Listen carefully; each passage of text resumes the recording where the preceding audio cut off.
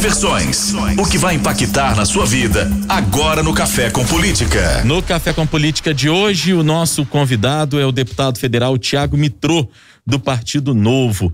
Deputado, bom dia, bem-vindo ao Café com Política, prazer falar contigo.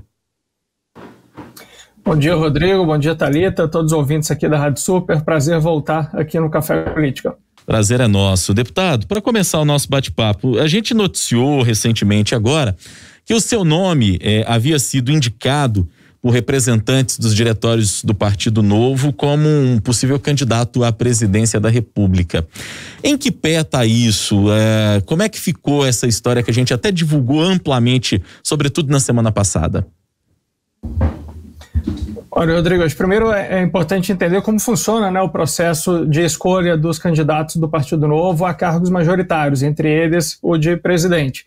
O Novo busca ter processos ali diferentes de outros partidos e, no caso do presidente, a gente tem hoje 40 membros da Convenção Nacional do Partido, que são os dirigentes do Diretório Nacional e os presidentes e vice-presidentes dos diretórios estaduais, e uma resolução lançada no mês passado previa que, para alguém ser convidado a ser pré-candidato pelo Partido Novo a presidente, iria precisar de que a maioria desses 40 convencionais, ou seja, 21 membros da convenção, assinassem uma carta convite aos filiados, ao filiado em questão.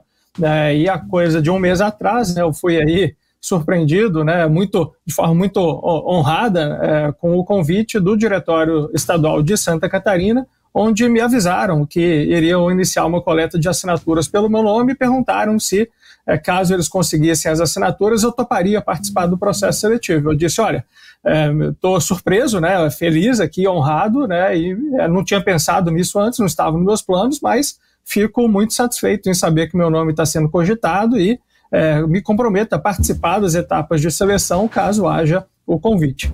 Acabou que ao longo do mês de maio, início do mês de junho, a convenção conseguiu as assinaturas para o João Amoedo, um dos nossos fundadores, foi candidato a presidente em 2018, e preferiu seguir apenas ali com a carta convite ao João Amoedo, pelo menos neste momento, dado que o processo, a princípio, está previsto para ocorrer até o início de outubro deste ano. Agora, deputado, primeiro bom dia para o senhor, em relação ao próprio João Amoedo, tendo em vista o resultado da última eleição e a forma como o João Amoedo se saiu na última eleição quando se candidatou a presidente, o partido busca tentar entender quais foram os erros daquela época e o que precisa ser melhorado. Agora a gente sabe que não foi uma atuação tão positiva, Olha, Thalita, acho que na verdade em 2018 as expectativas para o Novo eram baixíssimas, dado que era um partido que nunca tinha disputado uma eleição nacional. Nós tínhamos até então apenas 4 vereadores no país, um deles muito conhecido aqui em Minas, o Matheus Simões, hoje secretário de governo do Romeu Zema, e nós conseguimos fazer 8 deputados federais, vencer a cláusula de barreira naquele ano, elegemos 12 deputados estaduais e a nossa maior vitória a conquista do governo de Minas. E o João Amoedo ficou em 5º lugar nas eleições, ele ficou à frente de Marina Silva, ficou à frente de Álvaro Dias, de Henrique Meirelles, candidatos de partidos muito mais consolidados do que o Partido Novo, que já haviam ali nomes amplamente conhecidos no cenário nacional, e acho que a posição do Novo nas eleições de 2018 foi uma posição de sentimento de vitória. Obviamente a nossa intenção era ter ganhado aquelas eleições, até para o Brasil não precisar passar por esses anos aí de governo Bolsonaro, mas entendemos que para uma primeira eleição geral do Partido Novo foi muito bem sucedido. Nós vemos hoje, deputado Thiago Mitrô, um Partido Novo de certa maneira dividido entre uma ala que é mais ligada ao bolsonarismo, mais próxima e apoia o presidente, e uma ala que hoje não dialoga com o governo federal e com o presidente da República. Na sua avaliação, essa divisão que para nós fica muito explícita no Partido Novo, atrapalha os planos do partido? Olha, Rodrigo, eu não acredito que exista no Partido Novo nenhum bolsonarista e ninguém que apoie o presidente Bolsonaro. Pelo contrário, a nossa atuação na Câmara tem sido muito crítica ao governo Bolsonaro, especialmente depois aí do início da pandemia, onde os problemas na liderança do presidente Bolsonaro começaram a se multiplicar, Obviamente, existem pautas do governo que convergem com pautas do Partido Novo, como, por exemplo, as pautas relacionadas à liberdade econômica, reforma tributária, reforma administrativa, a reforma da Previdência lá atrás, privatizações, e não são divergências em relação ao presidente Bolsonaro que vai fazer com que nós não apoiemos as pautas importantes para o país.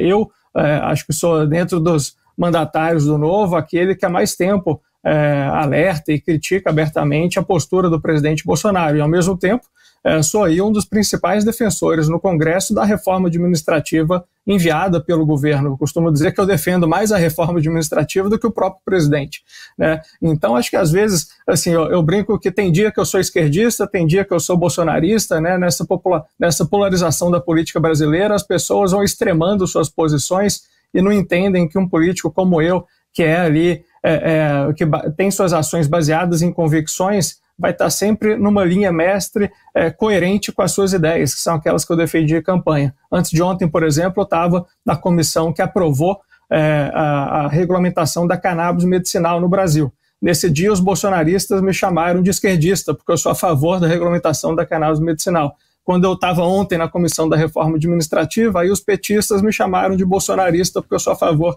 da reforma administrativa. Então, eu só lamento que o Brasil ainda tenha tão pouca maturidade política de levar para o extremo alguém que está só ali buscando agir com coerência no Congresso. Quando a gente diz de pessoas que apoiam o governo Bolsonaro no Partido Novo, a gente pensa, por exemplo, no deputado Bartô aqui em Minas Gerais, que até tá passando por um processo interno na legenda, né?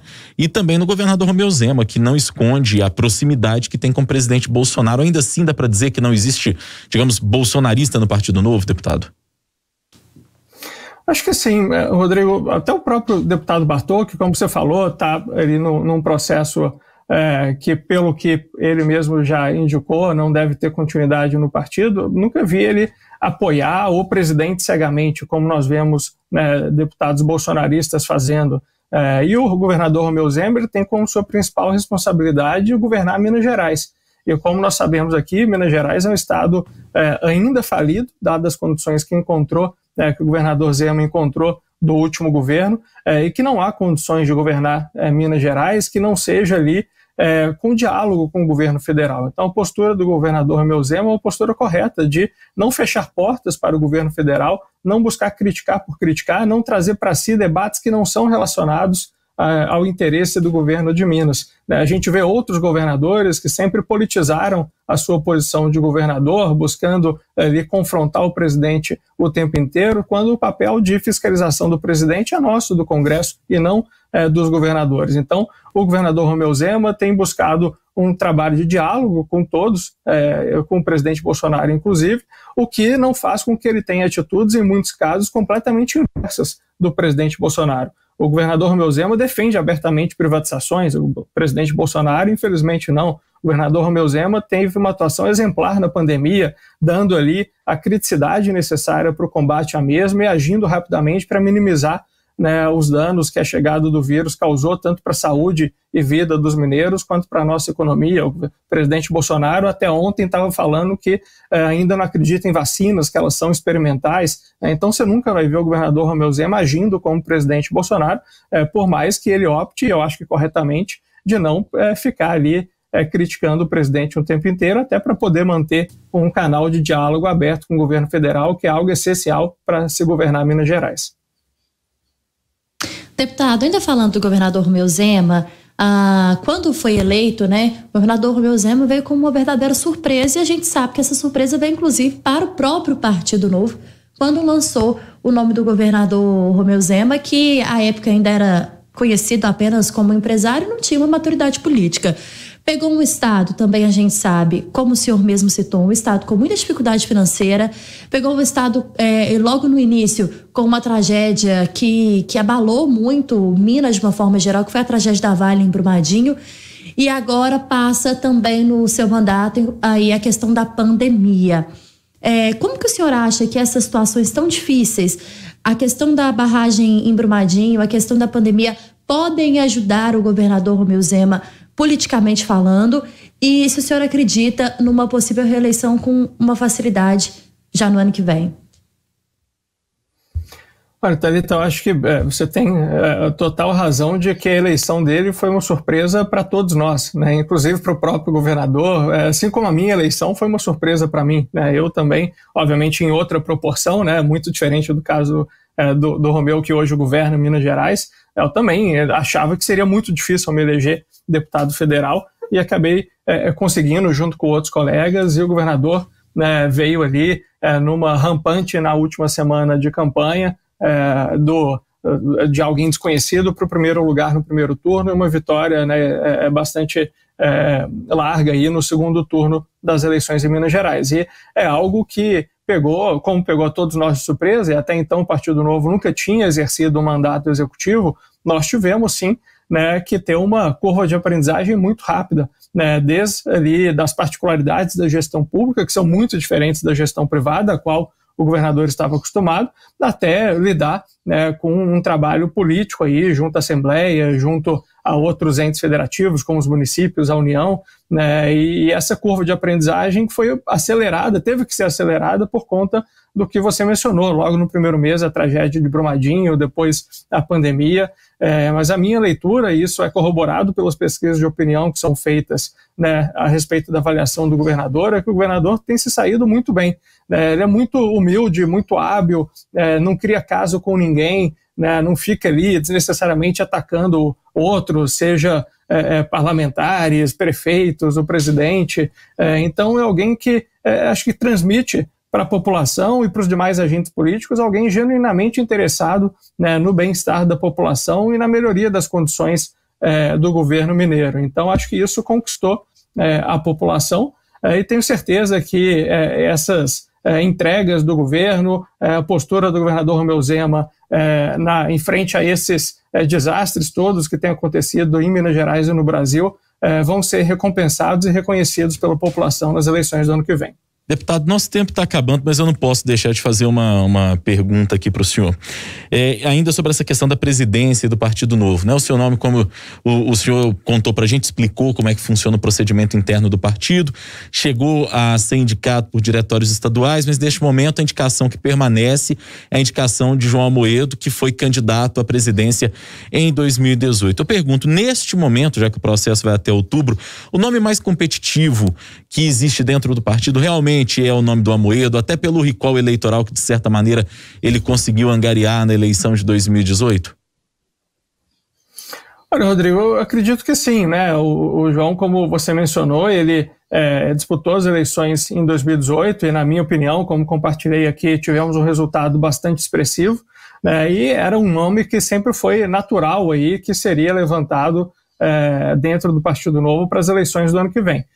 O partido tem essa praxe, e acho que é importante, né, de estar ali abertos a outras opções, como foi aí o meu nome cogitado recentemente, né, e pode ser que outros nomes venham a ser cogitados, ou também existe a possibilidade, isso está previsto na resolução do Novo, que caso a convenção e o Diretório Nacional, na verdade, acreditem que já há maturidade para definição para a escolha definitiva do nome, o fim do processo pode ser antecipado. Então, é algo ali que eu não participo diretamente disso, mas eu tenho certeza que os nossos 40 membros da Convenção Nacional têm ali se dedicado arduamente a entender se já há um consenso de todos eles pelo fechamento do processo e aí, consequente, escolha do João Amoedo como pré-candidato, ou se vão deixar o processo aberto por mais algumas dias, semanas, meses, não sei, né, para ver ali se há a sugestão e um consenso em torno de algum outro nome. De toda forma, do meu lado, confio bastante na Convenção Nacional, nos dirigentes do Partido Novo, que vão tomar a melhor decisão para que a gente possa ter uma candidatura competitiva no ano que vem, para poder colocar fim ao populismo no Brasil, representado por presidentes como Jair Bolsonaro e candidatos como o ex-presidente Lula, dos quais o Brasil já não aguenta mais. Hora do bate-pronto. No Café com Política, hora do bate-pronto. São perguntas objetivas, respostas objetivas, um ping-pong aqui com a gente, combinado, deputado? Combinado. Presidência da República, um sonho adiado para Thiago Mitrô? Nunca foi um sonho pessoal, mas nunca deixarei de estar à disposição do meu partido e do Brasil. Caminhos do Partido Novo para crescer. Lançar excelentes candidatos no ano que vem que deixem claro que o Partido Novo é diferente do populismo representado por Lula e Bolsonaro. Lula versus Bolsonaro. Nenhum dos dois, não dá para cortar nem o braço nem a perna, a gente precisa de todos os membros do corpo. Romeu Zema versus Alexandre Calil. Certamente Romeu Zema, sem nenhuma dúvida. Direita versus esquerda. Liberalismo por inteiro. Eu defendo liberdade econômica e liberdades individuais. O país pós-pandemia. Um país muito estragado, infelizmente, pela péssima condução do governo federal na pandemia, mas que possamos aprender as lições e olhar com mais carinho para aquelas pessoas que a gente coloca na política. Deputado federal Thiago Mitrô, do Partido Novo, foi o nosso convidado de hoje aqui no Café com Política. Deputado, muito obrigado, prazer falar contigo. Muito obrigado, Rodrigo, Thalita, prazer estar aqui novamente. Um bom dia a vocês e a todos os ouvintes da Rádio Super.